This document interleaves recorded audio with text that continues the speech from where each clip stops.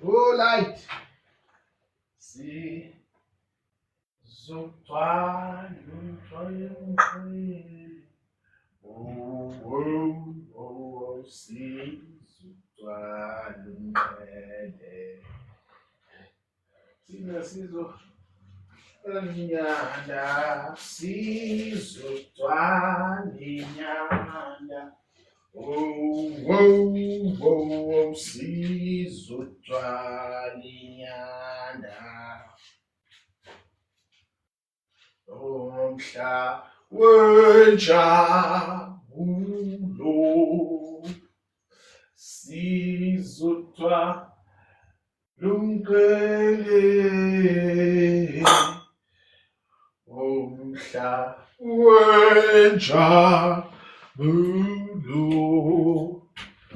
sizotwa lenyanda sizotwa lenyanda sizotwa lenyanda sizotwa lumqele sizotwa lumqele sizotwa lumqele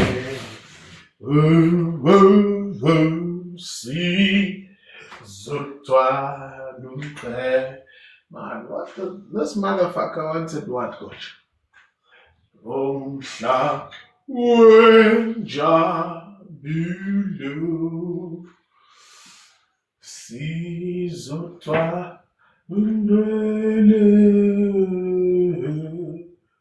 omhla wenjabulo sizotwa lumqele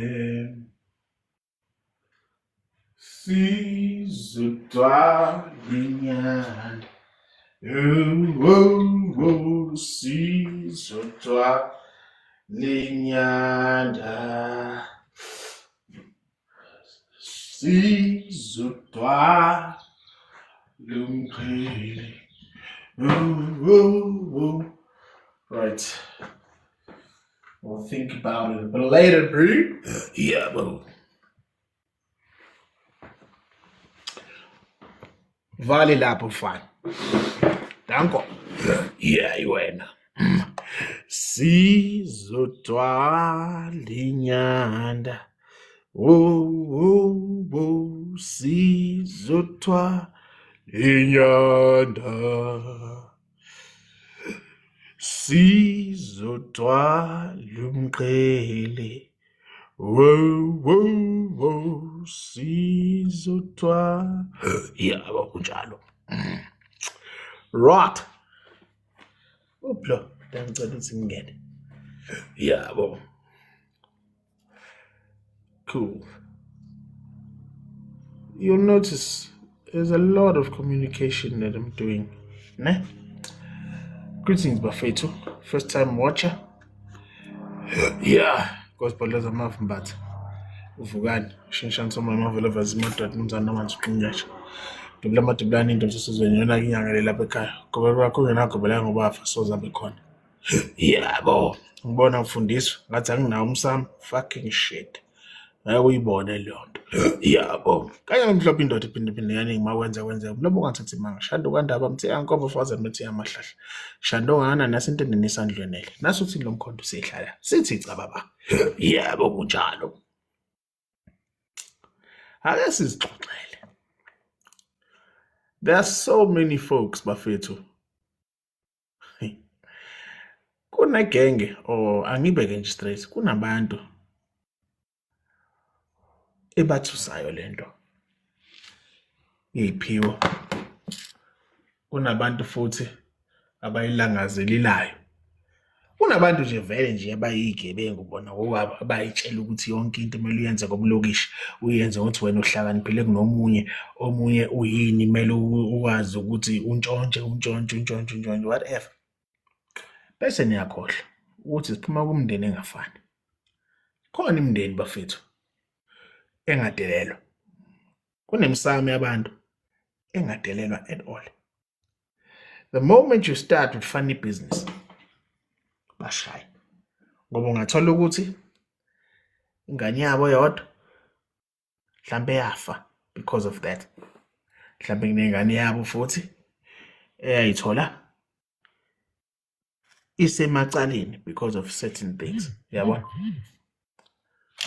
Benibona ukuthi abanye futhi uthola ukuthi bona themselves basenjeni because of being misled. Yabona leyo nto? Bakhona abantu abanjalo.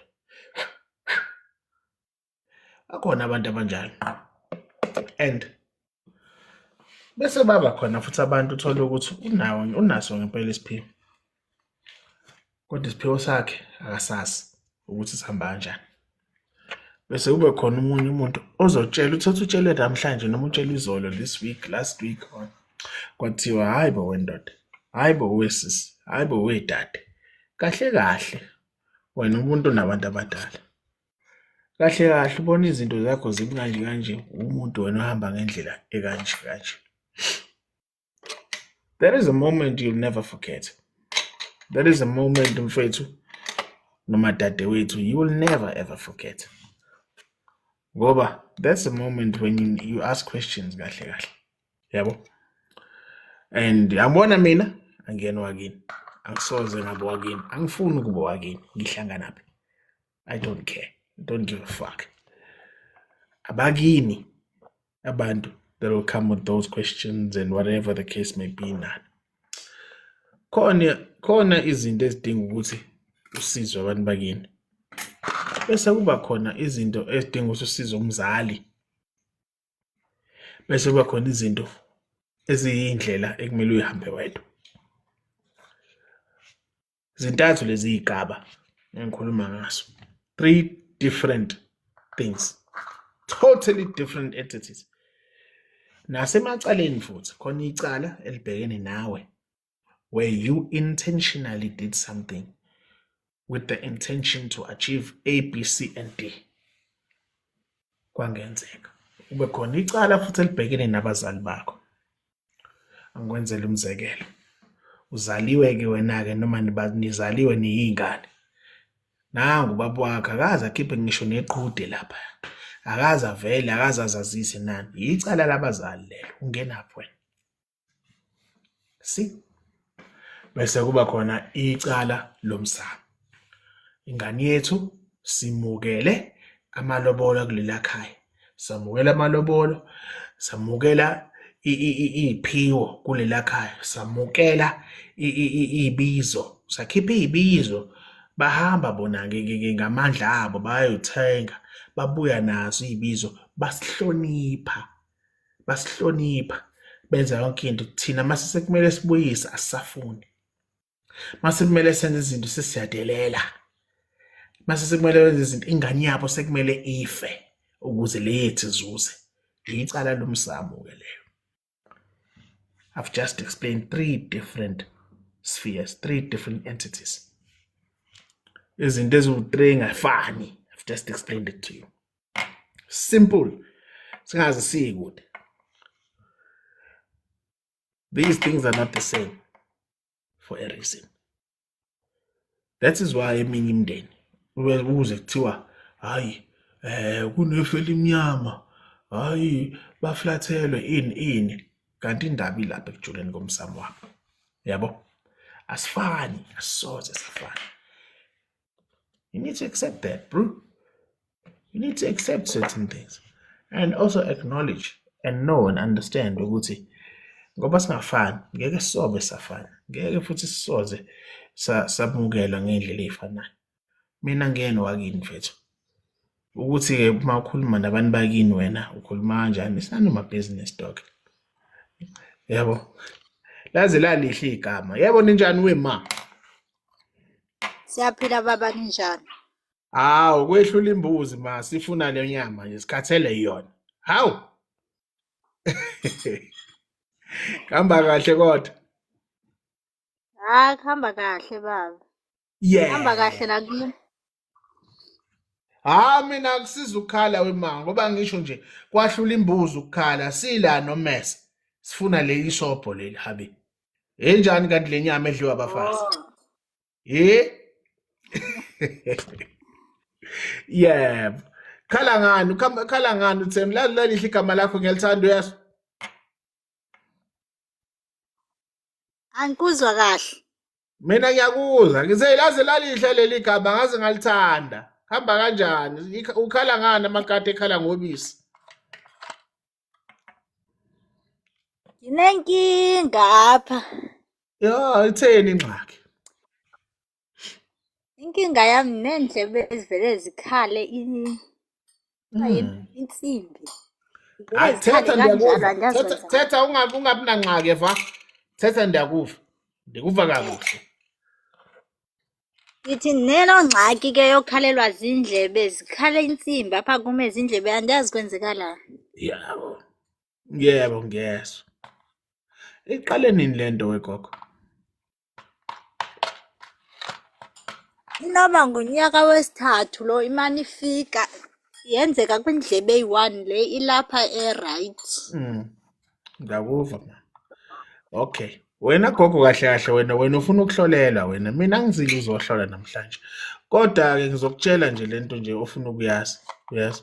Wena kahle kahle wena ufuna ukubhekelwa udaba lakho ney'nhlwele ukuthi kuhamba ngaluphi uhlobo. That is what you want kahle kahle. Yayiva loo nto? Kahle kahle wena gogo what is confusing you ukuba kutheni ukuthi uqale ukubona izinto ongaziqondi ngawe nomzimba kubahamba ngaluphi uhlobo. Yayiva loo nto? And mawuhamba uyobuza ebantwini uma bethetha ngey'nhlwele babuye bathethe ngesimo sezinyanya nokuba hamba kanjani bakuxelela ukuba mhlophe kwakho bese loo nto wena you've got no information about it. That is what you are really asking. Yayiva loo nto? What you are really asking ukuba okay sendiyeva ukuba kuthiwa ndimhlophe okanye ndinomoya ndihamba nezinhlwele ezakuphi lezi zinhlwele ezakomama ezakotata kutheni zipha kum kutheni zizawufika ngoku sengimdala kangaka. That is your questions. That is what you're really asking for. Yayiva loo nto? Yeah, physical interaction. It automatically tells us ukuthi kunengxaki ezinye zezinto zikamoya awukakaziqondi. Automatically tells me that. Automatically tells me ukuba wena yes ungaba khona izinto ozijongayo maybe ngekuphupha okanye uzive okanye uzicinge xa zenzekayo ebese uyazibuza uthi hayibo kutheni because ndiyicingile lento okanye lento ndiyijongile but ngithe ndiyitsho andizange ningikhole andizange ndiyimamele. Yayibona? Your intuition is very high, sis one. Your intuition is very high. Kunalento ekuthiwa isithunywa. Wake weva ngesithunywa before? And azange ndeva ke ngesithunywa. Angisaza nophosisa baba. Okay. Kunento yabona wonke umuntu uney'nhlwele zakhe. Let me put it to you in simple Xhosa language. Wonke umuntu unezinhlwele ne. And kwizinhlwele zakho kunabantu akuyibo who are working with you. Yayiva loo nto? And kumele futhi izinhlwele zakho zihambe nawe zihambisane nawe zithethe ukuze nawe uziqonde uba wena ungubani. Alright?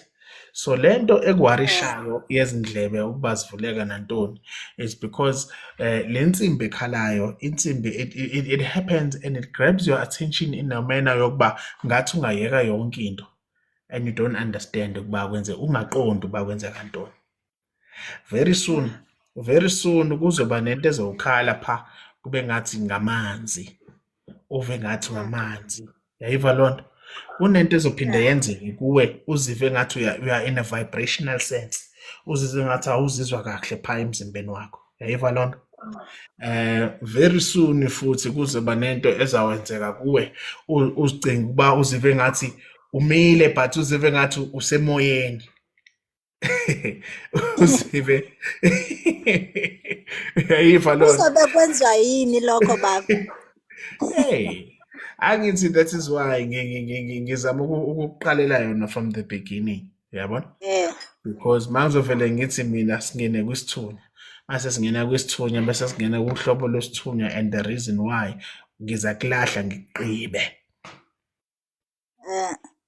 Yeah, so kahle mama. Ekhaya nina you come from a rich tradition of abantu who had the bathini ngesilungu abantu abade banalento yokukhona ukubonelela abantu. Yabona lonto? Uphuma kumndeni okanjalo onamandla okujonga izinto zabantu ngomoya, right? So it's a rich history yasekhaya kini in your lineage in ekhoyo pha. That's the reason why you also see these people emathongweni, but you don't see the faces. That is why uve becula futhi, but you don't make out the songs uba intoni le iculayo phaya. You even go to places pha emathongweni, but awazi ukuba ikuphi pha. Yayiva ke lonto? That is why ngiqalela yona pha ekuqaleni ngoba kumele uqale wenzeni, uqale uzijonge uzi-understande wena gogo. Mina ngwakomunye umuzi, omunye umuntu wakomunye umuzi, umuntu omele azazi kahle kahle uwe nabantu bakokwenu. Make sense? So kanjalo. Yeah, so yeah, into kanjalo wena gogo, right? Kodwa-ke ngoba-ke ungithole ngingahloli namhlanje sengiyakwenzela nje ngoba ngiyakubona ukuthi unengxaki and you are hoping to get i-understanding yalento yakho qha. Alright?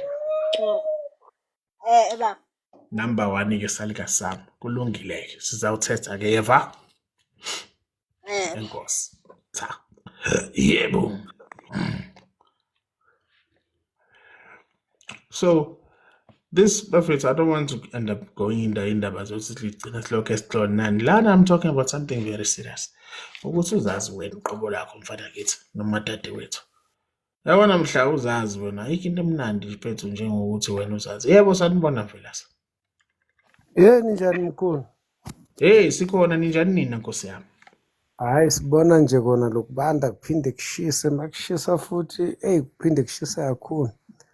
Impela injalo, imali iyangena bese iyadliwa iphinde ingene bese kuyethulakala nje. Hayi bese kuthulakala mkhulu. Mamela mina. Amen Nkosi yami. Uxolisa nje umkhuhlane.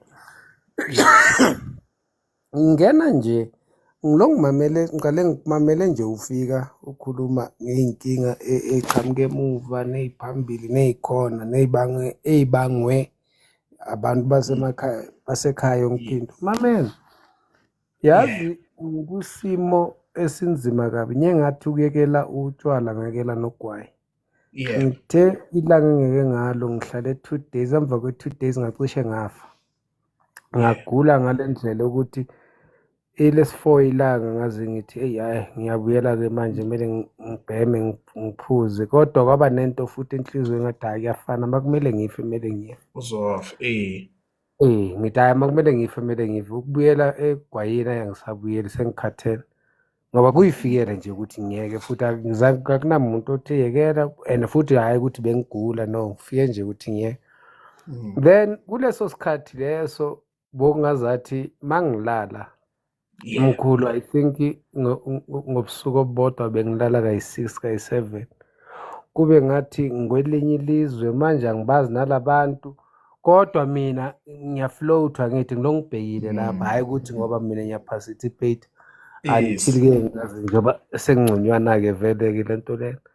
Then kuwukuthi vele na-before amaphupho ami mahle, angifuni ukuthi vele mahle before ngiyekele ukuphuza, mahle futhi even after njengoba sengiluleme, kodwa inkinga ila esekutheni ayikho into yami ihamba kahle. Okay. Kumanje ikhampani yami ngithe uma ngithi bye njengoba le nto lena vele akhe angisebenzanga kakhulu akunamali, uma ngithi bye ikhampani isivaliwe ngiyibhadele i-accountant December ngenezimali ukuthi ilungise wonke amaphepha yonke into, ngifaka amaphepha mina etender, mase ngithi ngiya-check ikhampani ngiyibona mangiyo-check imali e-accountini i-deregistiwe ikhampani kanjani ibathi deregistered mangiyi-check ikhampani ikolota 2 years kanjani lo muntu ngimbhadala okay ngithi ngizama ukukhuluma naye kasangiphenduli so zonke izinto zami manje angisanderstand ukuthi kwenzakalani or bangiphambanisele ngibona amaphupho engcono or ngiphambaniselekile angisazi phela manje sengivesele ngathi yazini awuthi ngike ngime kancane kodwa khona lokho kuzohamba bese kuyaqashuka ngoba ngisho ukulala mase sekufika isikhathi sephupho ngilala kahle ngo-3 bese futhi ngiyavuka ngithandaze after 3 futhi phinde makube bekuyiphupho ebengiliphupho lizaphinde libuye kwesikhathi kube yilisha kodwa nje amaphupho nje aqondini. Hey, yazi kuneculo uyakhuluma nje la kunaleli culo elilokhu livula elithi ewe Jesu impilo yami yonke ifuna wena wedwa efuna wena haleluya. Ubani owethanda leli culo ekhaleni? Ngiyalazi kakhulu mkhulu. Ubani owethanda leli culo ekhayeni? Hey yazi ukuthi la ekhaya sibe ifamily enkulu kodwa khona mhlambe bekelithanda singamane ugogo lengikhuluma ngayo mfowethu. Khuluma ngamuntu ngisho njalo omdala ngiyabona uma ifamily enkulu osewashona benisonta la kubekusonta khona la kugqoka khona lento blue ibe no white uniform yakhona sonto wangazi angambonanga mina that's why angimbonanga lokho khona kuyaculwa nje nani elazela lihlelo loculo lelo noma la Roma noma lo ibani kodwa ngiyalazi nami angazi noma kodwa nje lelo culo lelo angifuni ngicine ngilibhimba la azongishaya amaroma athi uyabona ke wona mkhulu so bhimba ingoma yethu no ngoba ukhuluma nje lokho ekufika leyo nto yabo kahle wena mfowethu ukubekela nje singayigwegwisi lento yakho wena into ekuthusa kakhulu uthuswa ilento yokuthi mawuthi izinto zakho bezihamba ngendlela ethizeni usugcina uzibuza ukuthi yindaba ngesikhathi ngidakwa utshwala ngiphuza nani kube ngathi impilo yami bengibe kurombe kungconyana kodwa la sengithi ngizama ukulungisa khona ngibona ngathi sekumnyama kakhulu nakuqala oqala lokuphazamisayo okwesibili futhi usuqala ukubona ukuthi nabantu adoyitshe sibasondelene nawe kahle abasondelene nawe. Yabo enye into soqala ukuyinothisa futhi ukuthi ngisho nabanye ngisho nabasekhaya nabangani nobani okade wena ungabenzela nanoma yini usuqala ukubona ukuthi kahle lana abanye bayilento ekuthiwa yimpisi ezimbathe isikhumba semvu. ngizwa kahle Usuqala ukurealize nani futhi nalento yokutshelwa ukuthi wena umuntu oboniswayo kade wayazi kodwa ubungayikholelwa kade wayazi lento ukuthi into kodwa lento ube nalento uthi mina hayi ningazongihlanyela nina yabo kube ngathi nawe ngavela uphuze kakhulu kunakuqala nani ngoba sishuthi bazongiphazamisa injabulo yami yabo nani kanti mfowethu inormali leyo nto ngikubeke nje straight talk inormali leyo nto ngoba usuke nawe ungakasiqondi ebese ugcina usucabanga kakhulu ugcina usubona izinto ngendlela ongazi wayibona ngisho noma uhleli nabo abantu lapha emantshwaleni ngani kuyajatshulwa kuyasina kuyagiya kuyadanzwa kwenziwa ini kodwa kuwena ilokho ithi lento ukuthi hayi man ngiyakwazi yebo ngikhuluma ngento engiyaziyo mina bekushawutshwa la indaba yokudlala mina engibuya ngo3 ekseni mina hey izaluka sami singakutshela lapha la isilele khona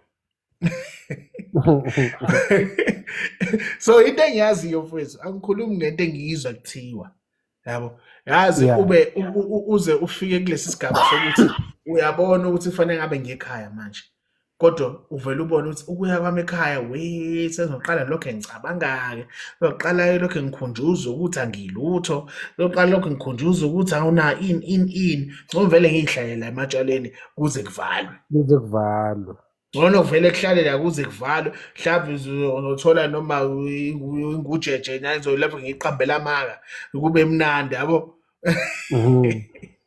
and abaku-understand abanye abantu lokho wenkosi yami yabo. Abaka-understand vele Ngeke ngiyakwazi. baku-understand abanye abantu loo nto ngoba ayenzeki kubona, yabo. Uma ingenzeki kuwena into vele ngeke uzoyi-understand and akusile ijokwe lomuntu ukuthi akuchazele. Kahle kahle mfowethu into ekhona, wena mfowethu unayo lento lena yokubonisa, yabo. Ikhona. Ngiyakuzwa mkhulu. And isiqala ukuziveza mfowethu ngendlela nawe ungayiqondi ngayo, ngoba usuqala uku-understanda, usukwazi nanokuza uzuyibuza ukuthi ngaze kanjani ukuthi ucabanga ini lo. Hayi futhi le kade ngenzakalela, hawu senginesikhathi. Ngize ngimphendulele. Ngaze kanjani ukuthi lo muntu ucabanga lokho?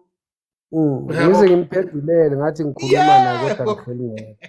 Sithunywa sakho kufanele kithi siphezulu mfowethu, yabo. Tshela nje straight talk. And leyo nto into ngebhadi ngeke bayithathe kuwena, ikuwena into yakho. Mawuhamba futhi uhamba nayo, hambile. Qiniso yilelo. Iyayizwa leyo nto. So iwona amehluko kwento yangempela nento ekhandiwe. Into ekhandiwe balokho uthi sokushaya soshera amandla akho azobe sephila kuthina. Lokuyivuselela right.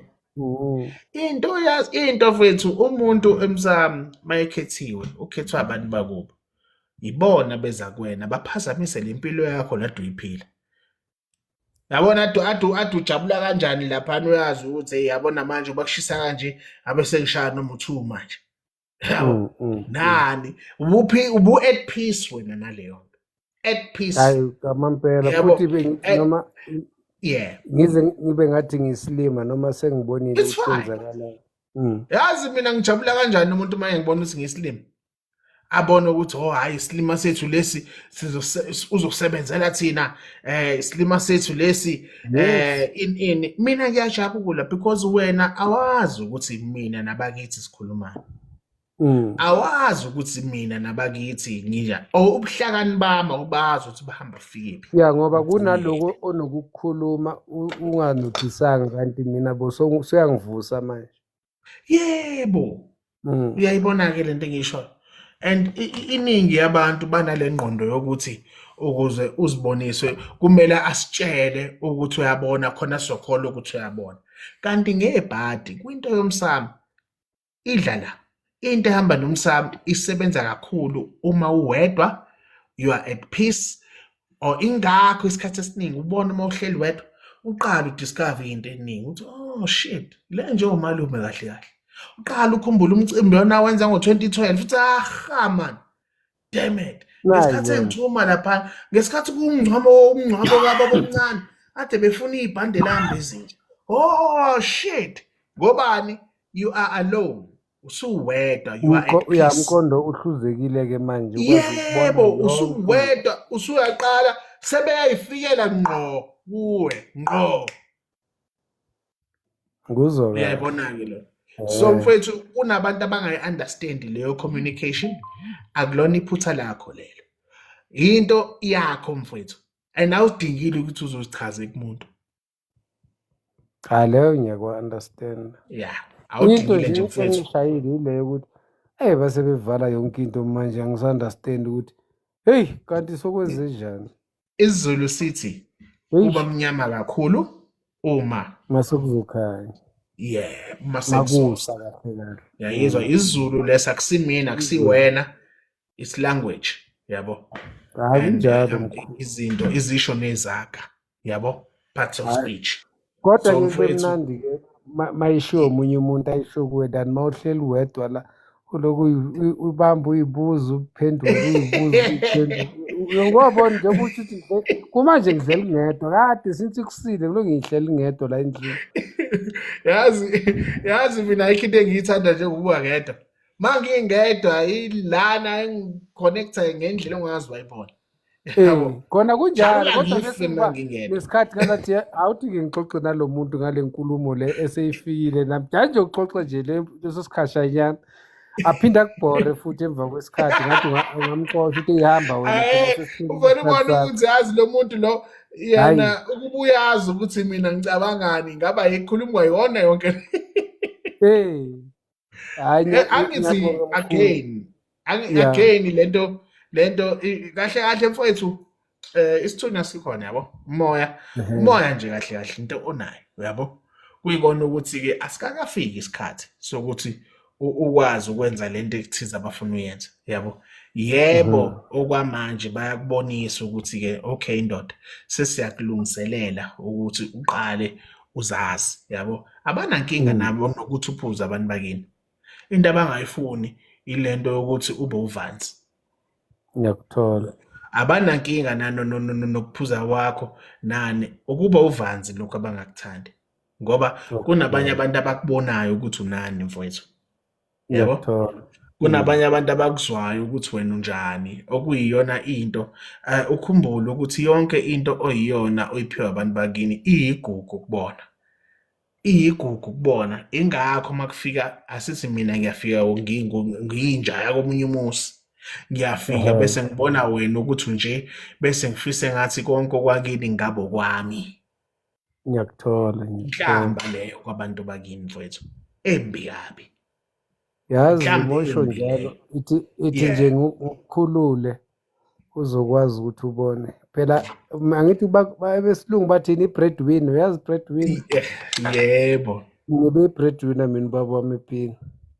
angithi uyabona-ke So even kuze kube today akekho umuntu ozothi unento yakhe ngisho uhamba ngemoto akekho ozothi le ngizithengele le yami imoto zasekhaya ngibatshela everything it is thengwe yimi. So imoto imoto uma ufuna zasekhaya isebenzisa khona ezasekhaya ngoba kithi bokunomnumzana akasekho kodwa nami angeke ngize ngithi hey ezami yazi ngaze nami ngayithanda futhi le nkulumo yakho yazi le nkulumo yakho iyakha umuntu onendlebe uzovuleka la ngoba lento ozama ukuyisho ukuthi wena njengomuntu ozinze ngaphansi kwesisekelo sababa wakho kumuzi wakhe njengomnumzane wena uyizinyane lala ekhaya so kunjalo ngisho noma kuthiwa ufika ney'nkomo akuzona ezakho ezababa zingeke wakho futhi zingeke futhi ezasekhaya ngisho wala noma wena ukuze senginenxiwa ukwazi lapha ukulawula right. uyolawula kowakho umuzi la umlawuli uyise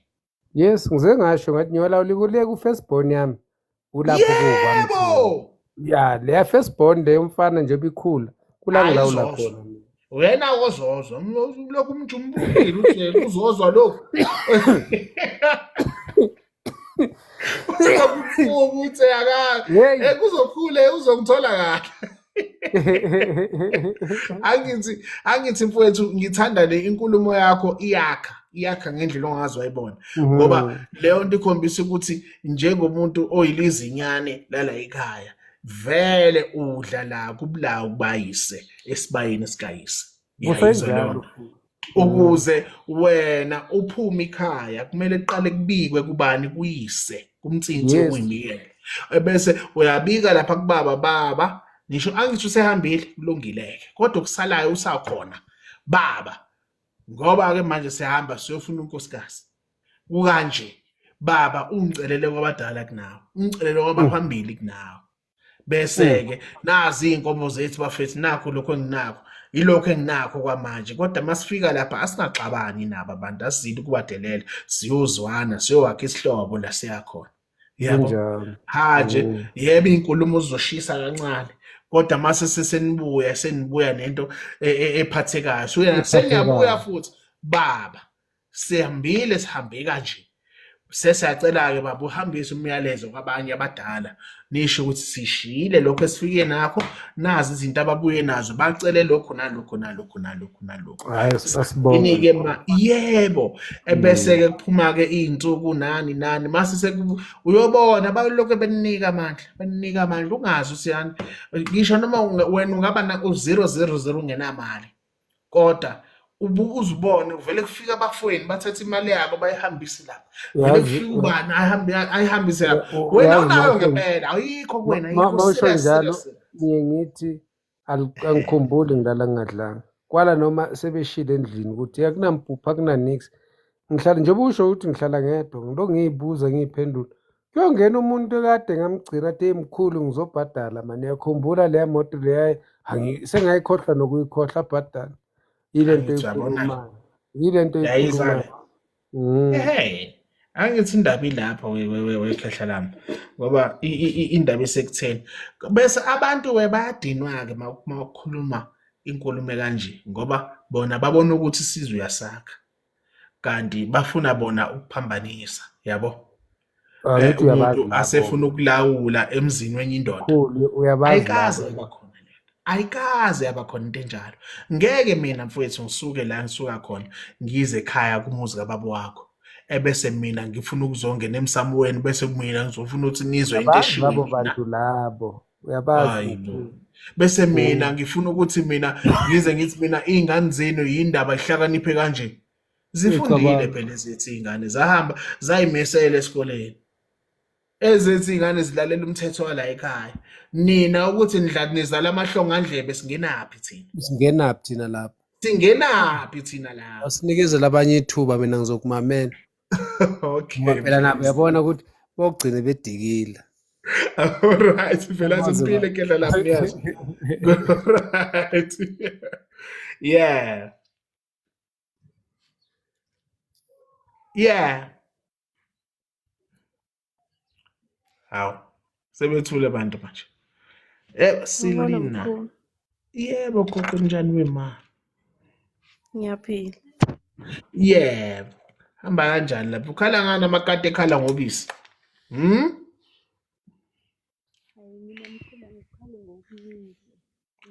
Hawu wathula usisi. Uyangizwa? Yebo. Kuhamba kanjani? Waphansi kangaka. Wathi uyakhala nje yini manje? Awunyusa ivolume kancane gogeso. Angikhali. Yini kwenze njani? Hhayi, izinto azihambi kahle. Izinto uma Ngobhizi. ingahambi kahle ila kumnandi khona ngoba i-stress asikho yabo. Vele kuyabheda vele kungavele sidawe. Hawu. Kuyabheda vele angithi. Kakhulu. Bheda kakhulu. Ayi, nginemibuzo eminingi engazi ukuthi ngizoziphendula mina or ngizobe ngithi abadala bangangiphendula kanjani. Mhm. Siyixoxele ngoba siyayixoxela ngithi.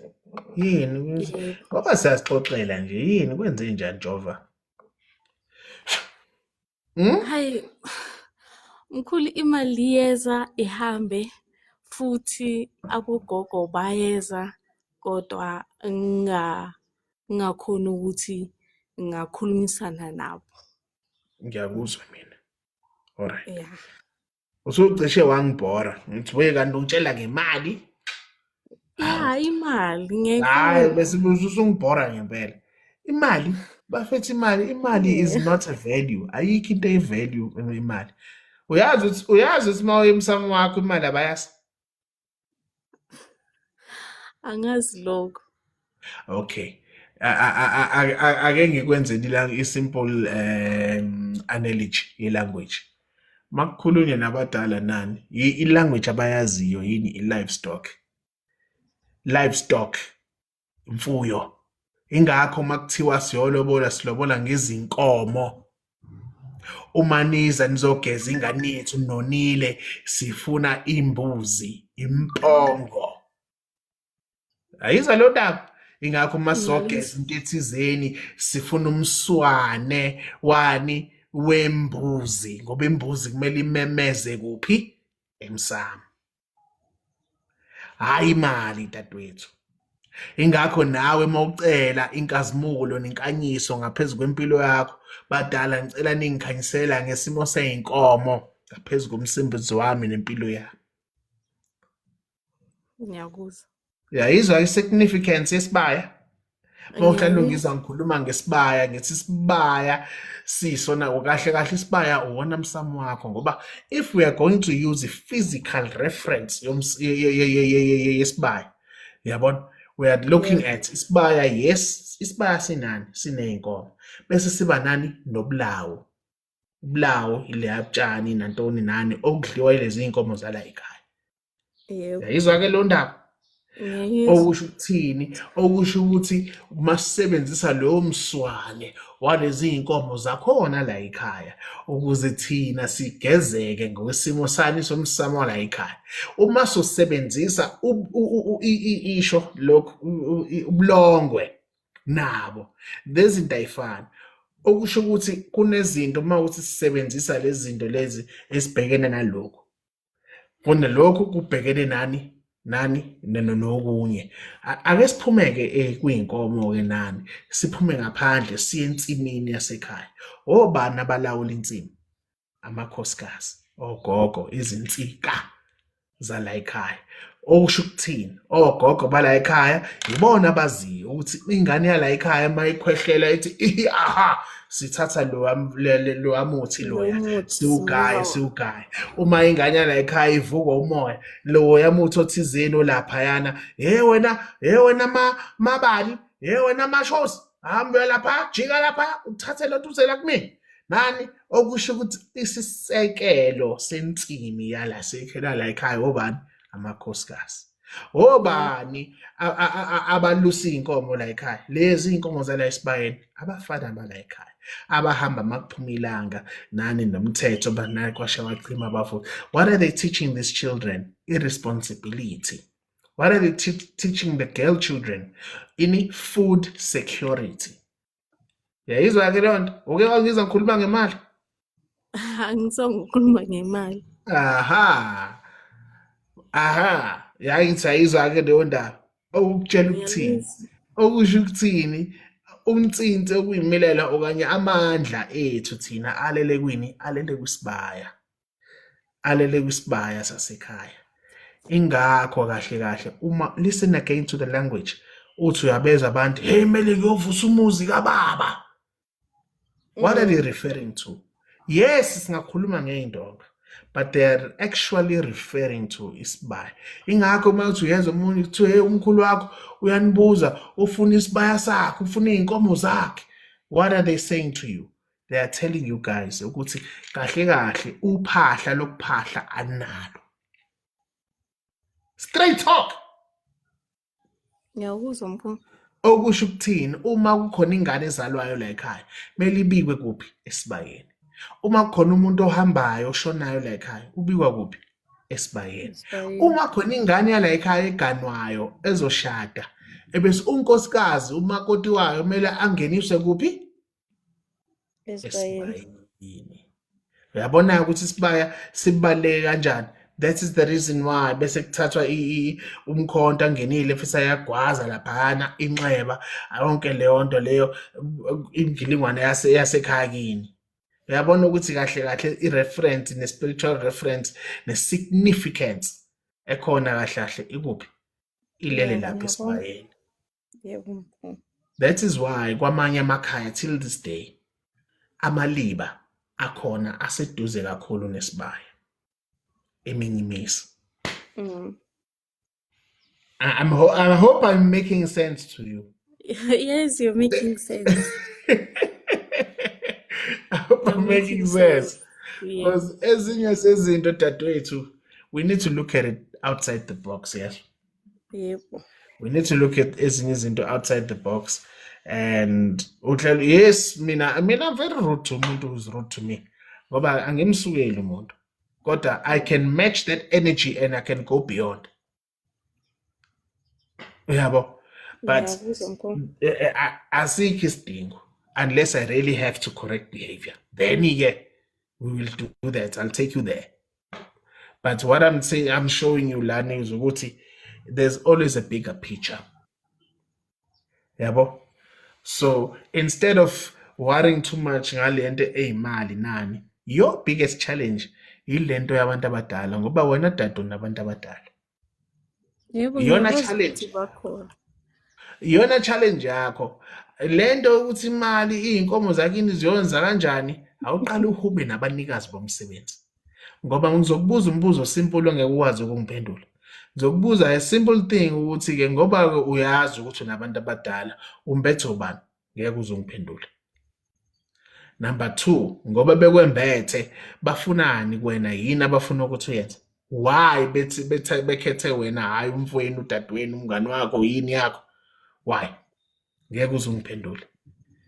Ngikubuze ukuthi abantu bakini baphuma kusiphi isigodi. Ngeke uze ungiphendule. That tells me Yebo. ukuthi you've got no clue ukuthi isibaya sakini siyisimo esikanjani. You've got no clue impande zakini. You've got no clue ukuthi yini enilaphayo kini. That is the question that you should be asking. Those are the things that you should be going into. Ngobani labantu uyabezwa, labantu uyababona emathongweni, uyazizwa izinto. Now you've got this thing with intuition is telling you, Icon, something is about to happen, and it happens. Yeah. You see, these are the types of conversations that you should be indulging in. Ukuthi kahle kahle yazi angiziqonde. Ngiyakubona lokho, ngiyakuzwa lokho, ngiyakuzwa lokho. That is the conversation that you should be engaging in. Because once you are able to answer all those questions, ngeke bakuflathela bakini. They have to answer you. See what I Mina, mean?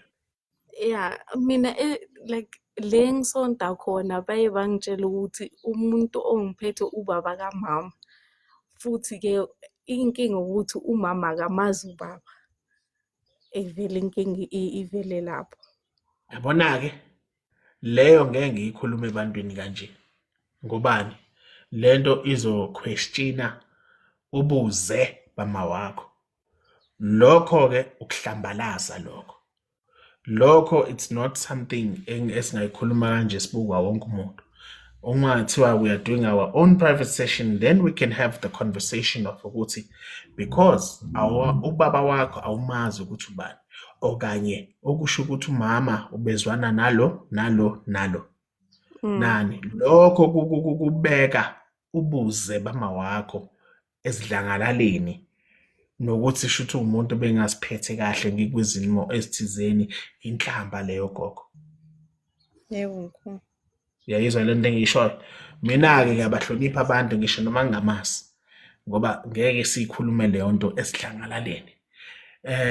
Ake ngikulaphe enhlizweni ngoba into zama ukuyibuza ukuthi njengoba ngingazazi ukuthi ngiwela kwisiphi isibaya. IsiZulu sithi ayikho inkunzi eyabuya nethole. Okusho ukuthini? Ayikho indoda eyabuya nengane. Umuntu okhulisa ingane ekhula kuye inkomazi. Okusho ukuthi ingane yala ekhaya. That is why uma laba abantu bakini bengalenzanga iqiniso, isisekelo sakho ikubuka umama wakho. That is when umalume plays an important role of becoming a father kuwena. Ngoba umalume kumele akusize kwabakwazi ukuthi bakwenzele izinto umukelwe kahle emathongweni akhana kuma wakho, ibikwe nendaba yakho ukuze uma usudinga nanoma yini ngelinye ilanga ukwazi ukuthi ucele kumalume, umalume akwazi ukungqongqozela kwabadala okuwumtsinsi okuyimilela kwabazali bakhe ngoba ngeke azabe mdala naye kubazali bakhe emsamo. Okusho ukuthi kumele akungqongqozele kugogo nomkhulu. That is why those children become iy'ngane zagogo nomkhulu. Nomkhulu. I think I've answered you in many ways. Yeah, ngiyakuzwa mkhulu. Ngiyakuzwa. Mina Yeah. into engifuna ukuyazi ukuthi bona beza emaphupheni beza ngiyababona sikhulume kodwa at times beza ngizwe indlebe kodwa ngingazi ukuthi bathini. 100%. What does that tell us? It tells us lokho futhi again. Communication is there. Kodwa we don't understand the communication. Okusho ukuthi it's a language barrier. It's a spiritual language barrier. Okusho ukuthi there's a spiritual alignment that has to be done. okusho ukuthi we need to tap into that energy yasesibayeni sethu ebese siyacela ukuthi basicacisele ngoba ingane iyaniswa kodwa ayinizwa ayinqondi ukuthi ngithini. Ingane iyanibona kodwa ayinqondi ukuthi ngithini. Ingane iyakulangazelela ukuthi niphendule okanye ilandelele kodwa ayikakazi ukuqonda izicelo nemiyalelo yenu. See, that is now when we now going to start engaging in the healing. Ukuthi okay, now we are here. Okusho ukuthi now we are going to be healing you ngalokho. Ngoba kunje. Now we start changing the language. We start talking about things such as okwembula kwengubo. We start talking things such as izinkambi nezinkamba. Now we start talking about something called ukamba. We now change the language, start talking about something called izinto ozoziphehla.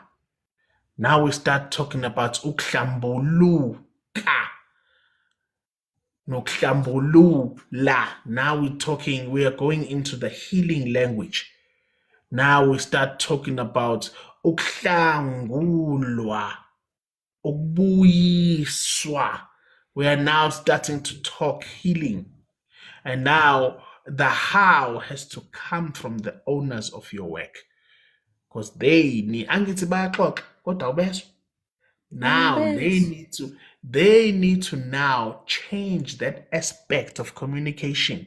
Then we now see, and then you'll start to see pictures. Uthi uyawubamba lo muthi lo wade ubona in your dream or usibonakalisa. Uthi uyawubamba vele ubhoda. Yawu uthi uyabhanda yebo kunjalo. Nani? See?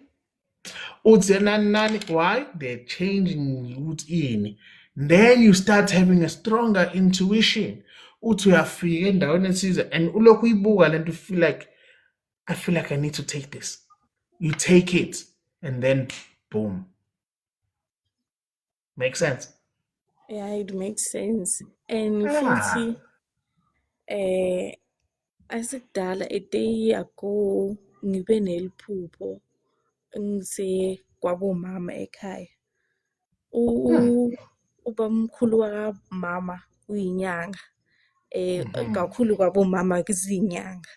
So la ephupheni lami kuvele kube nomoya omkhulu. So ngiyambuza umkhulu ukuthi kanti lo moya lo uzophela nini sivele sisivalele endlini.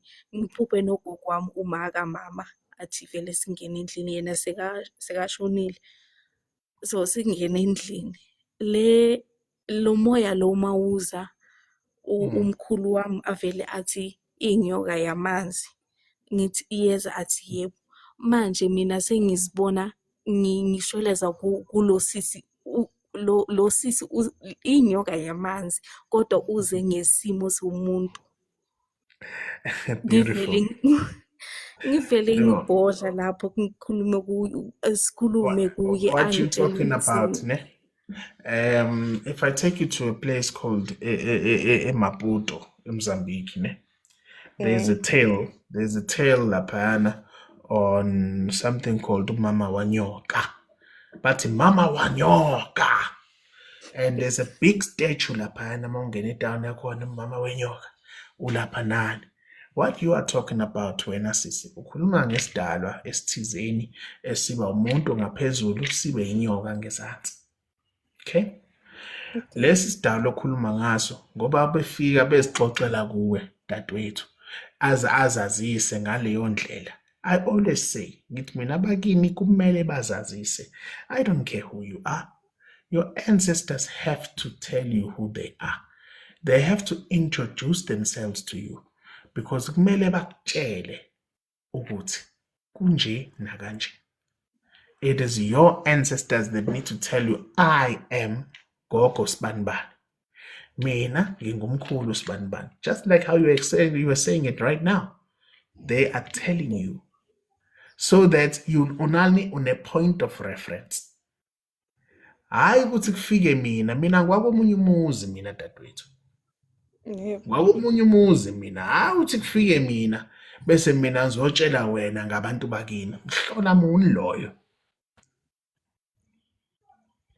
Mhlola muni loyo? Mina ngwakomunye umuzi siphuma kwesinye isigodi ngaphansi kwamakhosi athizeni nendlela yethu yokuphila. Mhlola muni ke loyo ukuthi mina ngizotshela wena ukuthi nina kanje kanje. Doti muni loyo? Ngiyakuzwa mkhulu. You see, so isidalwa or idalwa ayifani, and there's a reason why they have to introduce themselves and tell you who they are. You see what I mean? It's Yeah. not always a nice thing to see. Ngoba asithi nje umuntu wena njengoba uyisaba nje inyoka, ubuye igwala kanje.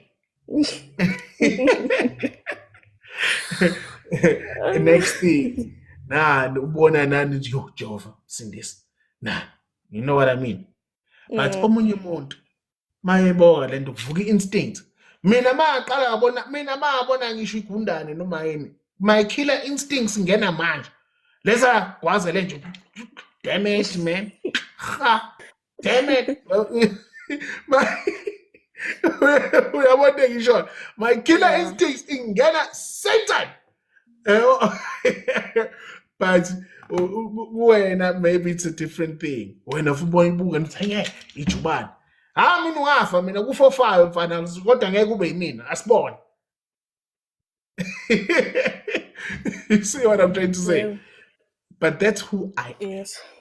It's not you. When you're another person and you have your own ways. And uyakwazi ukubacela abakini hayi ngeke bawethi hayi ngendlela eniveza ngayo niyangisabisa man. You Jehova. Abantu bakini. Abakini. You are supposed to be able to engage with them. You, not me. You. Yeah. Yebo. Hayi ukuthi ubuka ukhazini wakho ubone hayi cha ukhazini wami unamandla. Yo, hey ngconthi uyimina. Udakiwe. The fact ukuthi ucabanga kanjalo already you have failed. No, it's the truth. We live in a time where people are jealous, ne? People are Yeah. jealous. Very jealous. People are envious. People they look at you. People are just trash. People look at Yeah. izinto and they just bafuna ukumosha, you know. Other people come into your life and they hope ukuthi they can steal all the riches away from you. None. Hayi baba mfethu. No one is gonna work for you, bruh. No one is gonna. Mina, I always say, mina, dread the day that I die. Because when I die, you guys think, yeah, so claim. And when you realize what I've written there, you'll see, fuck. Hey, lama simba lao. That's when you realize, yo, hey, lenja, lega ndibisibona all along. I'm ruthless, man. I don't give a fuck. No one will fucking benefit from me. Never. Geke. I'll make it extremely hard for you to do that. Yebo mkhulu hayi ngiyakuzwa. See what I mean? Yeah. Yeah, sharp. Okay. I hope I've answered you. Ube right again, ne? Ngizoba right ngiyabonga. All right, sharp. Yeah, yeah. Sabona mkhulu njani? Hey, sikhona mani njani nina? Hayi mkhulu siyabonga. Mkhulu Yebo. ngithanda ukucala ngokubonga. Wanginceda kakhulu ngokuthi ngedaba lengane yami. Ngakhuluma ke nomntana kabamncane. Bathe bazawuyehla beze ngapha ngasekhaya. Sizokhulumisana kubona ukuthi umntwana ulunga njani. Ngiyawathanda imfundiso zakho kakhulu mkhulu. Kuningi engikufundayo. Uyasicebisa Yeah. kakhulu. Manje mkhulu, Yeah. ngicela ukubuza la mina hayi angazi. Yeah. Makwenzeka ukuthi like mangijulile ngikhulekela isimo sempilo yami. Yeah. Nokuthi ngicela bangivulele imisebenzi abantu abadala. ukuthi Yebo gogo. ngisebenze ngichubeke nokukhulisa ikhaya. Mm. Mangizophupha mkhulu ethongeni mangithonga. Mm.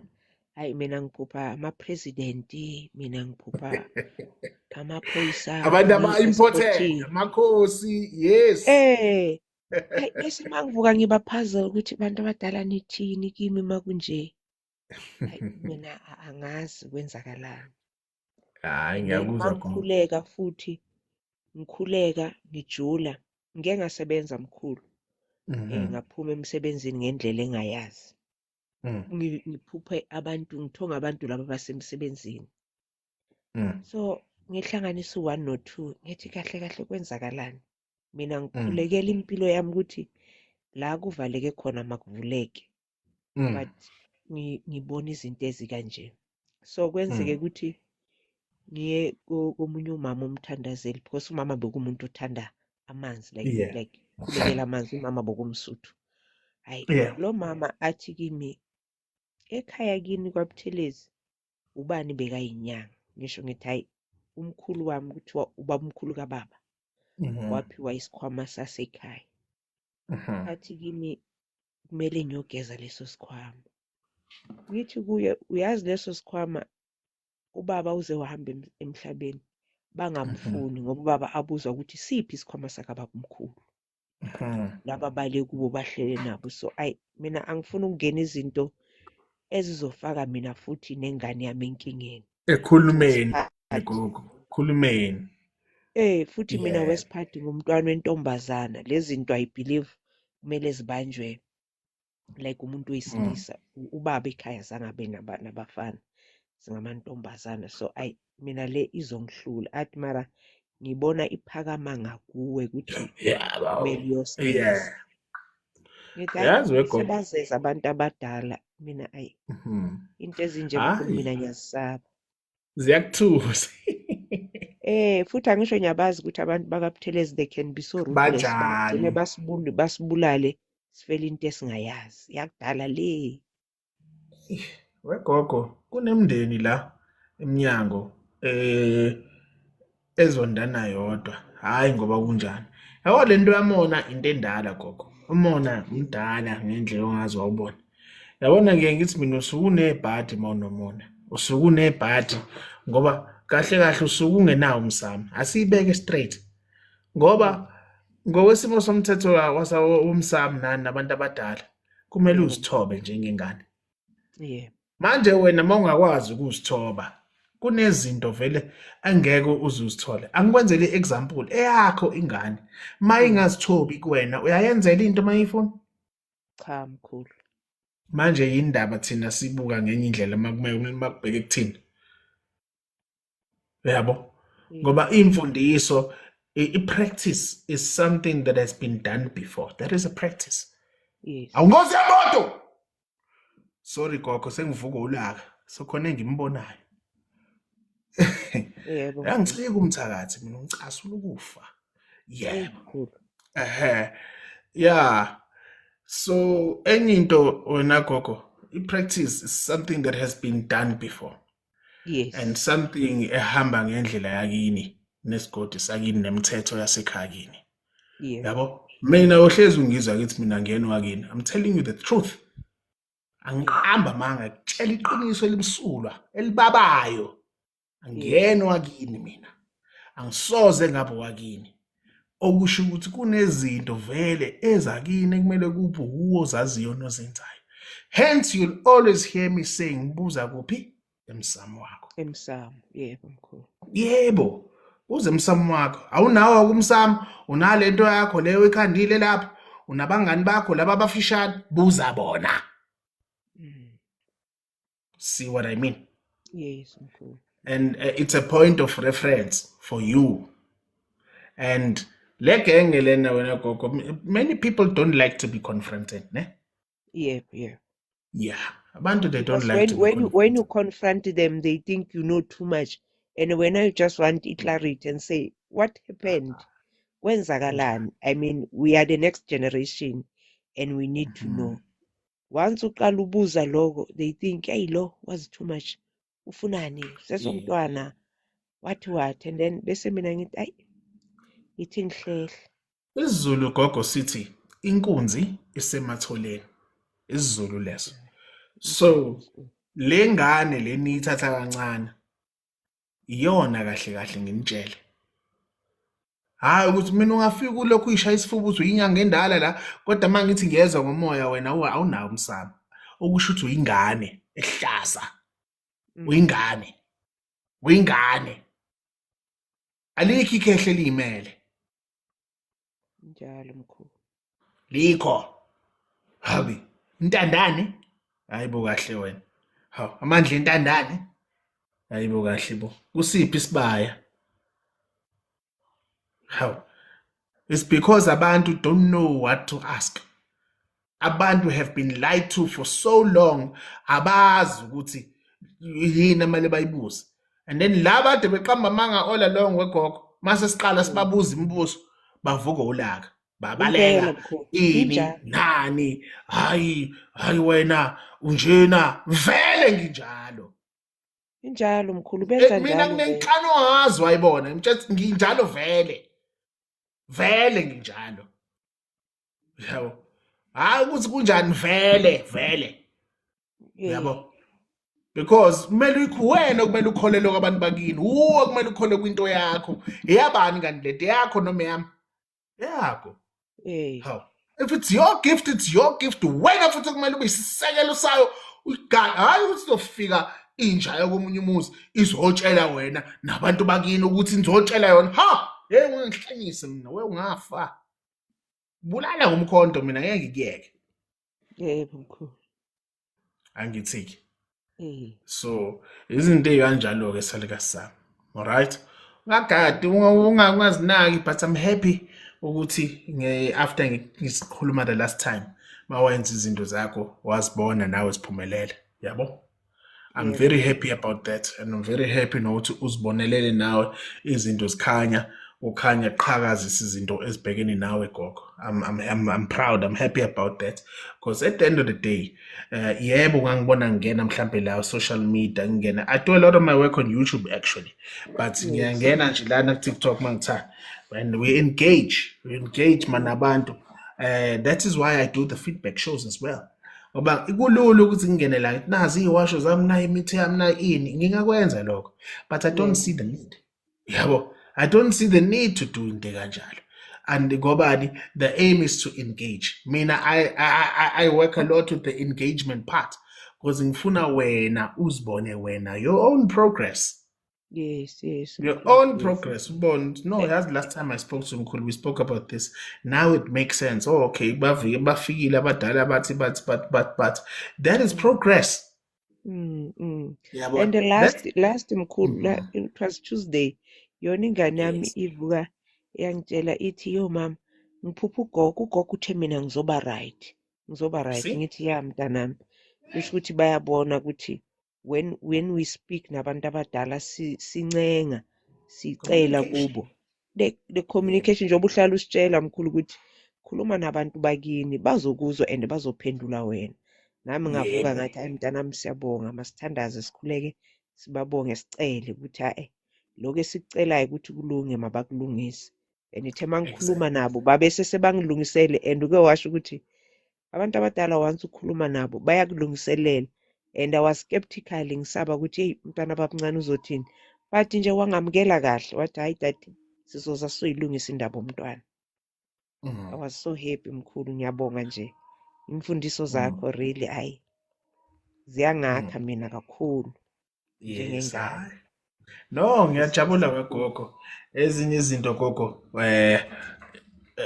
mina thina masikhula nabantu kumele uzazise and uma uhlala ungizwa ngithi kumele uzazise uzethule yabo mina nesibongo sakaButhelezi sihamba sekude kakhulu naleso sibongo so ikhuluma ngelinye ilanga ningithole ngijabulile mina nesibongo sakaButhelezi sihamba uhlala ujabulile mkhulu la kamali ukuvuka kancane mara nje uhlala ujabulile because umoya wakho like yazi umuntu ojabulile umbona ngokuthi when you interact with people you can see the joy the help that you do for us like it's out of this world. It's amazing, really. So kimi Yeah. umuntu ohlala ujabulile because noma uvuka ulanga lokuthi ukhuza imoya emibi le Yes. engafuneki. Yes, and mawukhuza umoya omubi ngeke usmile. You have to show your Straight. facial expression Yaliwa ukuthi masekuliwa khona. lapho kuyaliwa ukuthi le idoti angizwani naye. Yes. Uyabona? Exactly. Uyabona. So, isibongo sakaButhelezi we go far. Mangihamba mangingena ngijulako ngiya kwodwa lamakhehla engwaziyo lapha ekhaya. Uke wangena esithenjini nabantu bakashenge. So, abantu engibaziyo kakhulu nokujula kwezinto zabo oshenge. Ohle. Hey, yazi ujulile into zakhona mkhulu kakhulu. Ey'godini ey'thizeni kodwa ngelinye ilanga uthola ngijabulile gogo siyixoxo yazo. So ikhuluma ungasafi. Hayi sisayikhuluma mkhulu. Alright, niphile salika sami. Ngiyabonga mkhulu, ngibonga kakhulu. Alright, gogo. Number 1. Thank you mkhulu. Yeah. Mkhulu. Nkosi. Le kae mkhulu? Riteng le kae ntate? No, Riteng. Yeah. No, I'm lucky. Yesterday I see your podcast on YouTube. Yeah. Today when I'm perusing here, I just see you. I say, no, this is my lucky day. Yeah. Mkhulu. Mkhulu, I grow up not knowing anything, and I start to know things about myself and see the signs. Then I go through so many people, like as always you are saying, people, they are crooks. Crooks. Yeah. Yeah. Ngozi yemoto laba ya. Yeah. Crooks.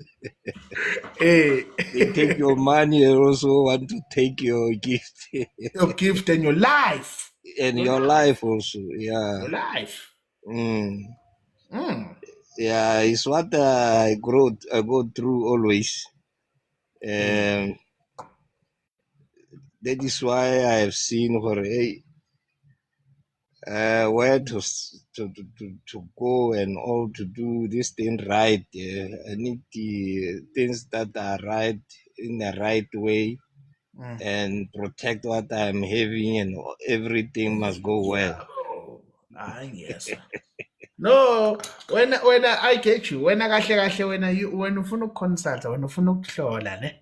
So I get you, but what you really asking, what you trying to ask, my brother, is you are trying to ask in terms of ukuthi yes, I've been told kinali gift ne, kinali badimo, kinali what mara.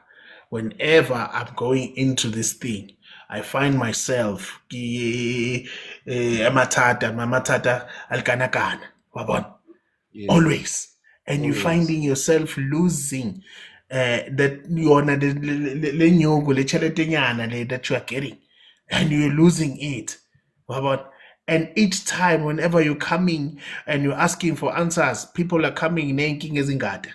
Like, well, how? Njalo. Why? Yeah, always. And you end up questioning yourself for how, but why? I'm always trying to fix Marabatimo. It's like you guys are just watching me fail and fail and fail. Meanwhile, you've got big plans, Chief. When uratanyalo, you want to be married, you want that life, a peaceful life, naliba me nimsadi, libana, our own house, nani, away from everyone. You want that life. Yeah, and yes, Nadi told me and what at the moment, but you are losing friends as well, slowly, khanyan. Yeah, and others are showing themselves. The gist of what you're trying to understand is more of the depth of your own gift. And yes, you can't be always when I'm talking about my gift, mailing your geza. Hey, kunini ngeza mos. Mara, it's the same. Those are the questions that you have. Yes. Kunini kudali nani, but I feel like nothing is working. And that's what you are really trying to ask, Chief. Yes. That's what you're really trying to ask I me. lost a lot of money. I go Exactly. places. So ne, because your thing is gonna end up, we're gonna end up talking about healing yakho ne. So my number's there. Write to us and we'll talk kahle ka WhatsApp. Because I don't want to go into it. The reason why I don't want to go in into the it, deepest detail. because we're gonna end up talking about people taking your clothing and going to go and see abanye abantu. We're gonna talk about people taking things of yours, trying to see and destiny swap. We're gonna end up talking about Lando, and you've been seeing this kahle kahle. Always and you ubusola nyana ukuthi kanti kukanje. And we are not here to lay your problems on the table for everyone to see. I must protect you nami as much as I can. And not get excited ukuthi indaba zakho ngiyasibona no, I do that when I expose these fuckers. When I expose these fuckers, yes, I will do that. But I'm not fighting with you here. I'm here because I can see you dabala kolhamba kanjani. You were even told in Dabayento Aso, Chief. You went into that shit and it didn't work for you. You lost a hell of a lot of money there. And there's a lot of things that you were told to do that actually affected who you are. Even mentally, my brother, you're not the same anymore. So that is the reason why I'm sure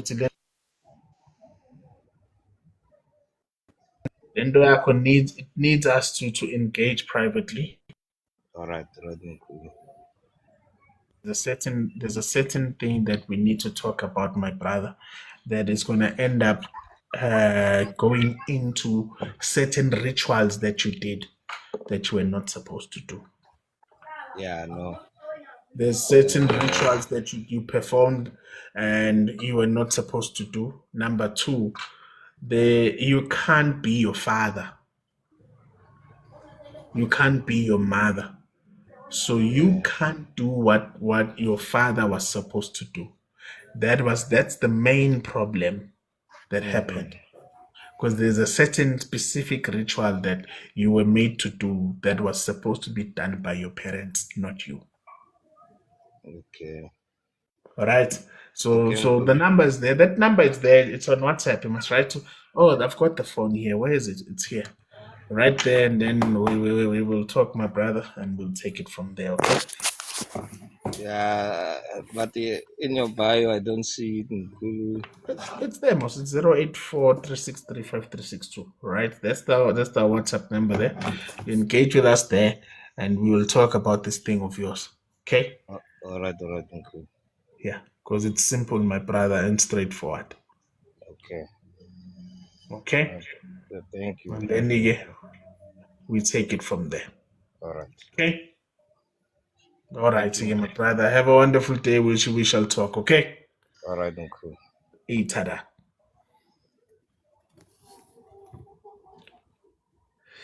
Zembe kaulabo.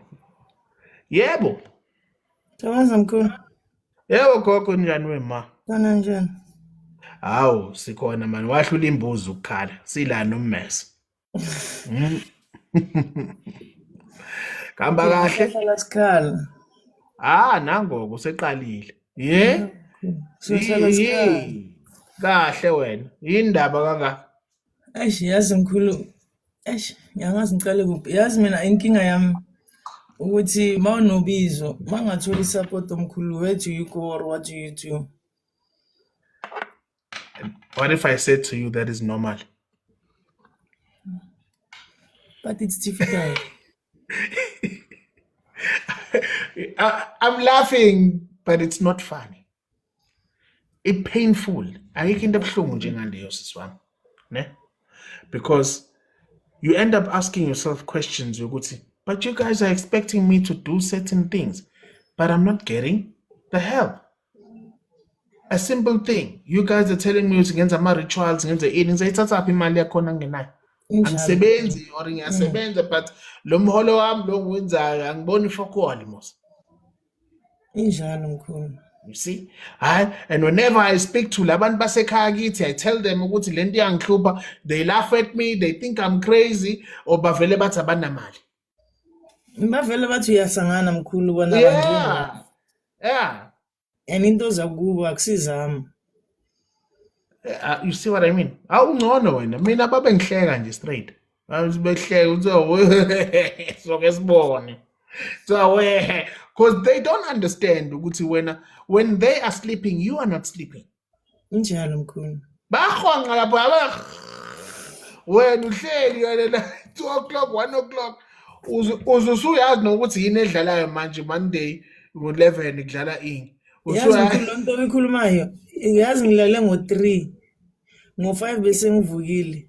Ngo10 ngahamba ngaye ekhaya. Umama mbekalele mina yazi ngambheka ngamvusa ngazi yazi mama ulele kamnandi njani. So wish ngabe kuyimi.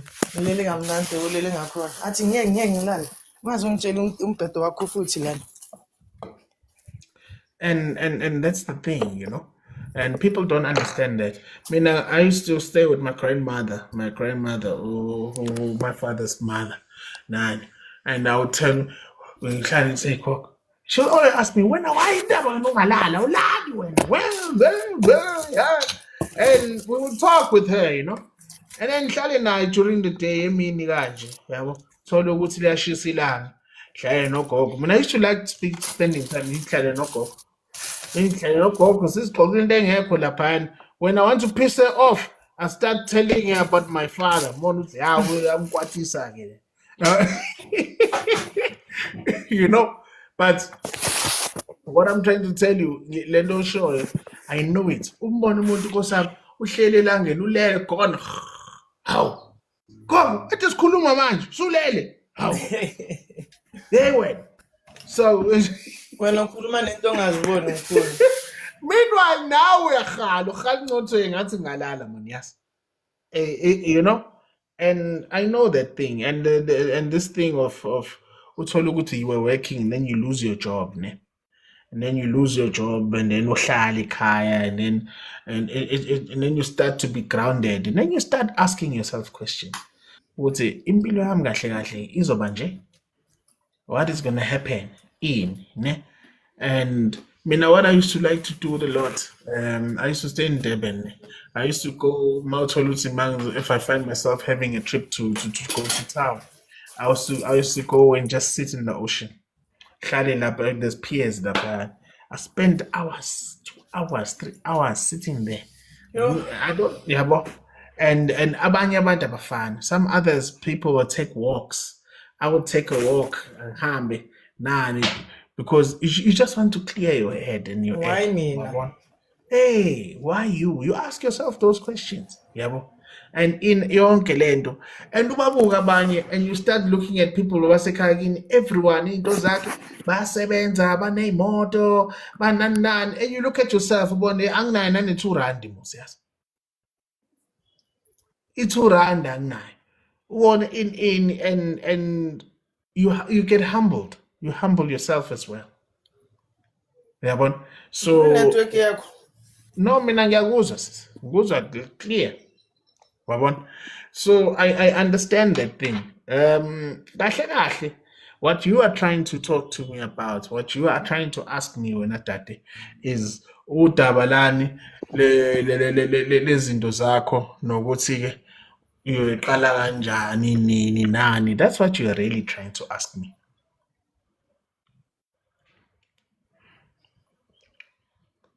Siyakuzwa thina sis. We can hear you. I can hear you. Shame.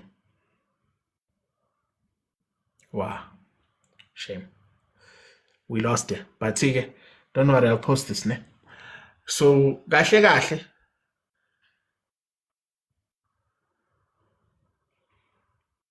kunento kumele uyenze.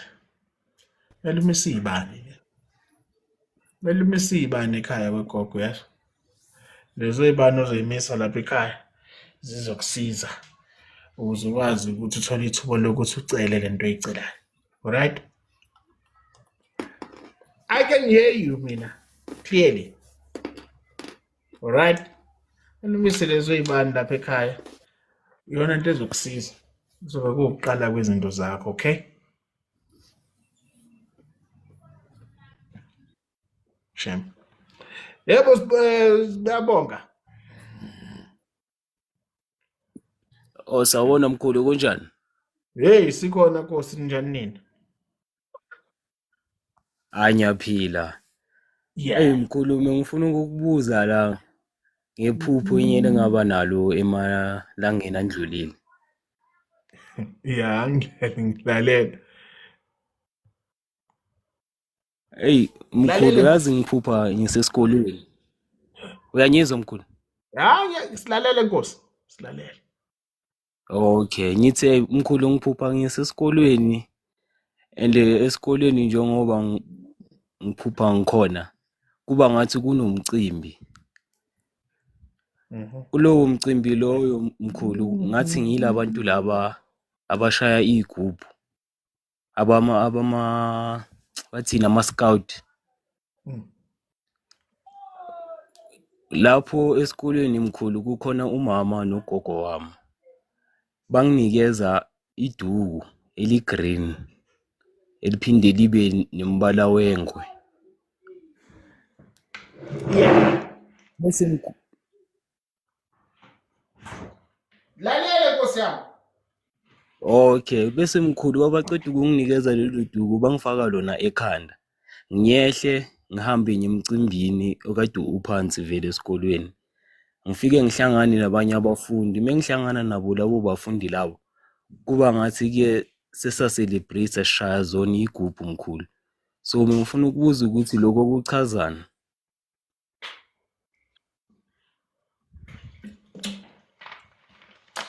Awuthi ngikusize uzi-understandele wena. Ngazi noma ngilichaze kahle mkhulu. Let's break it down ne. Ngifuna mina uzichazele wena, grasp it yourself ne. Let me help you. Yebo. First of all, esikolweni kwenziwani esikolweni? Kuyafundwa mkhulu. All right. So since we are being before ngizongena kusikole. The purpose of iphupho is there are two main purposes of iphupho. First purpose is a message. The second purpose is an instruction. Ne? Yebo mkhulu. Instruction, tana wethu uzoya la uphathe lokhu wenze so. Right? A message Yebo mkhulu. can be something that is educational to teach you, can be something that is of awareness, can also be of warning, right? Or a breakthrough, right? So let's go back to that question. Esikoleni kwenziwani esikoleni? Kuyafundwa ngithi. Yep. Right. So we look at the message or the dream. First thing we look at the dream and we realize this is a dream that is not an instruction, because if it was an instruction, it would have been a direct message.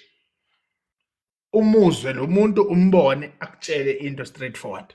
Ne? Yebo. Then now we understand this is a dream that comes with a message. So the first message is about going through learning. Shuthi kunento ozodlula kuyona enani enokufunda phakathi. Ukufunda kwelamathongo into yokufundisa, we talk about a specific regime or something ebizwa ngokuthwasa. Ne? Right? Yebo. Kunento eyizifundiso ozoyidlula kuzona. Then we look at the significance of animals, specific animals. Ingwe idla ngani? Ngamabala. Right? What's the one thing we know about a ingwe, leopard or idokujana? It hunts alone, angisho. Yebo kunjalo. Hunts alone and does things alone now. but it stands out. Ngani? Ngamabala. Mabala. Ha. Obani abagqoka isikhumba sengwe? Abantu basebukhosini mkhulu. Oh, okay. So we're figuring something out here now. Ne? Then we are looking at specific events.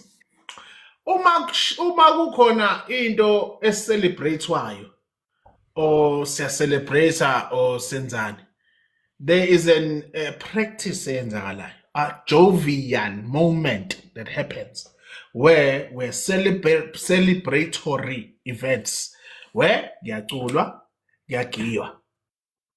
Hence the significance of those drums and those people that you were talking about. Yebo mkhulu. Hence, when there's a celebratory moment where we're now sitting there, kuyadliwa, kugcwele abantu, kuyajatshulwa, it's a jovial moment. Uyabona ukuthi ngichaza iphupho lakho kodwa Yebo mkhulu ngiyakuzwa. you see? Jovial moment. Right? Okusho ukuthini? Yeah. There's a specific celebration about a specific somebody learning specific things from us. Hence we came to you ubona umama nobaba umtsinti wokuyimilela.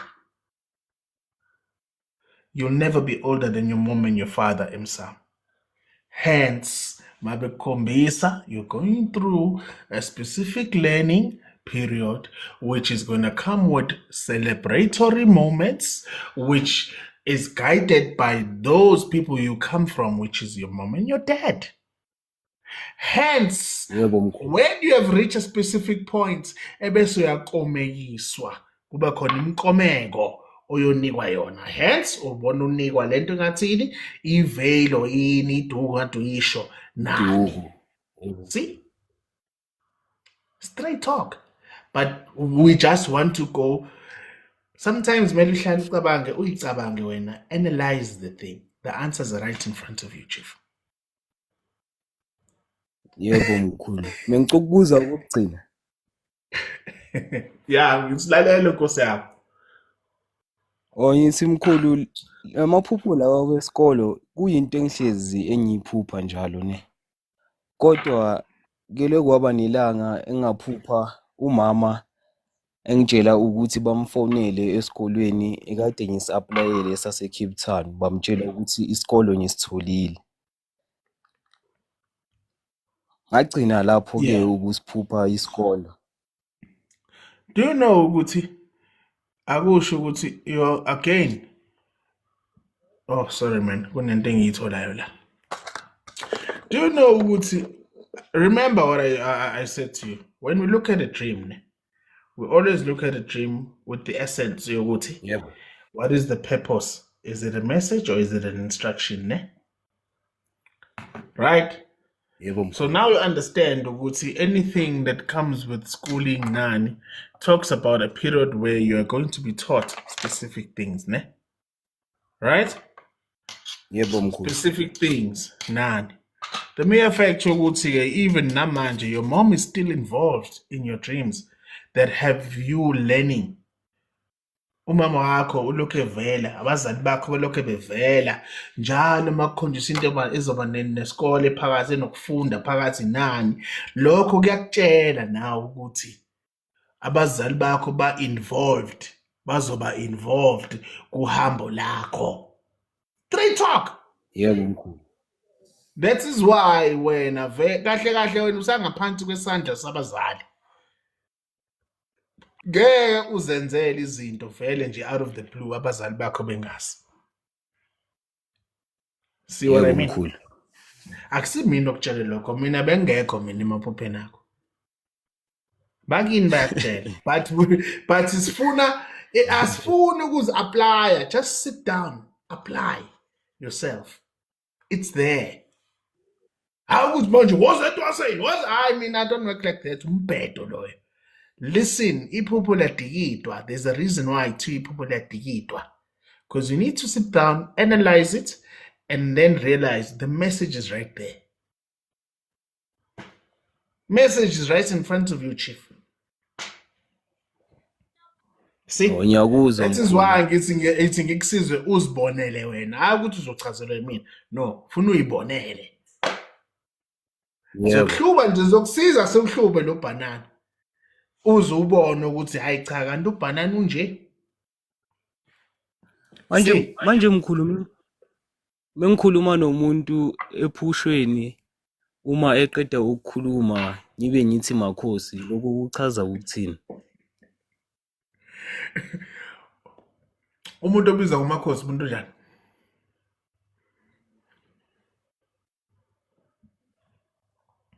Umuntu njani? Think manje, sengifuna uzicabangele. Ngifuna uzicabangele Umuntu wena. wasebukhosini mkhulu. Hayi. Umuntu wasebukhosini. Hayi. Umuntu wasebukhosini ubizwa ngomntwana.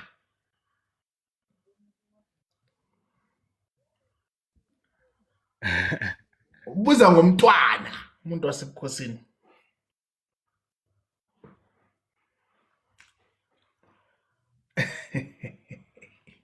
Nangu umakhosi uyahleka manje lapha.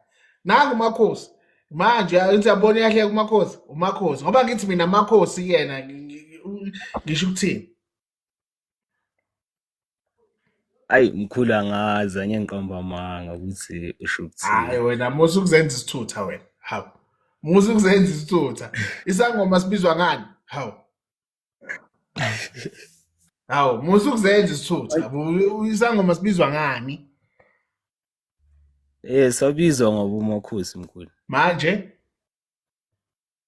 Manje nangu umuntu akaphili uwela amathongo.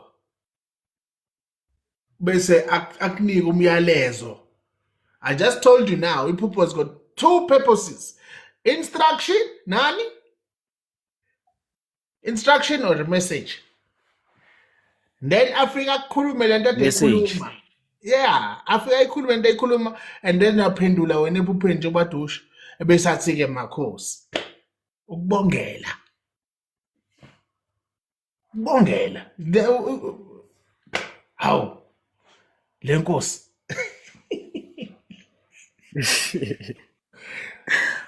Manje mkhulu ingabe ukuchazani lokho? Ngabe kusho ukuthi ngumuntu wabantu abadala mkhulu? Kwamele ngithwase or hey. You are going through ilokuzana. Kunezinto oqala ukuzazi ngawe mkhulu yazo. Yebo. Uqala ukuziunderstanda ngawe khehla. Kunezinto sazoyifunda ngawe. Abantu abadala they take time kuyingane zabo, right? Yeah, kunezinto zazoyifunda. Yonke lento ade ukhuluma into efanayo kahle kahle. Yonke into ade ukhuluma iyafana. It's all talking about wena nentwaso yakho. It's all talking about you and learning. It's all amaphupho akho, lento ade imlayezo lo etholayo. It's all talking about you nokubongelwa. That is why it's celebratory events. Kuyagidwa, kuyagiwa, kuyajatshulwa, kuyaculwa, kuyadliwa kumnandi, kukhona abazali, bona abalawulayo, yonke into. It's right in front of you. Ngiyakuzwa mkhulu. Ngeke phela uvuke ekuseni usuwazi ukushayela ibhanoyi. Gradually. We need to teach you the theoretics first, theory first. Then we go to you to practicals. We don't go to siqale sibreak. Oh, ayingeke. Wena ngathi uzinyathela kakhulu. Awehlise kancane bese kuyima. Yebo mkhulu. Your ancestors lead that way, Chief. That is why nabazali bakho bevela kuyo yonke into yakho oyenzayo. Actually unenhlanhla mfana kithi. Kunomuntu obhekene nento abantu abadala. Indaba yabazali bakhe nje hayi. Thola ukuthi nje abayingeni. Nenhlanhla ke wena. They are actually showing you ukuthi abazali bakho will be involved in everything that you are doing. See? Yebo mkhulu. Nhlanhla le. Yeah. Alright, 100% ke khehla lami. Nalokuthi ke ethi ngoba kahle kahle into ozama ukuyibuza uzama ukubuza touch. What the fuck did, oh sorry. Into ozama ukuyibuza kakhulu. Uzama ukubuza lento yokuthi ngizoyento asenini. That's what you're trying to ask me.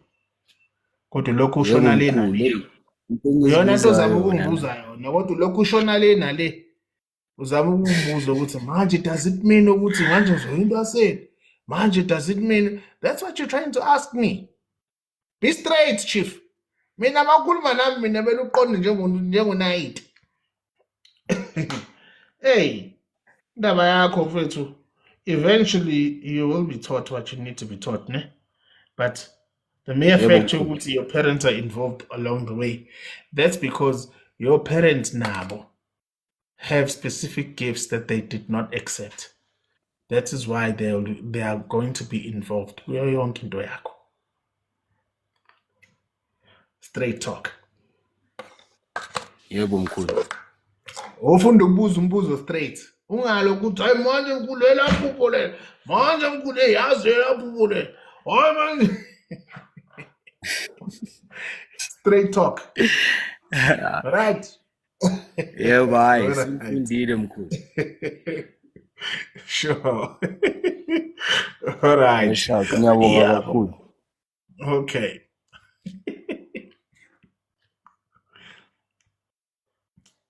All right.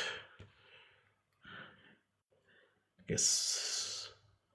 Yo, Shembe. Nyazi lezulu. Yini manje lento sengiyenzela? Yabo. Hle kumakosi. Uyambona mfana lokho eshona le manje. Hey, madodey, anhlekisa. Yabo. Okay, let me bounce. Shall talk again. Always remember, there's no witch that knows their own altar. Umthakathi akawazi umsamo, akavumelekile emsamo. So there's one thing that defeats a witch, umsamo. The one thing they fear the most, umsamo.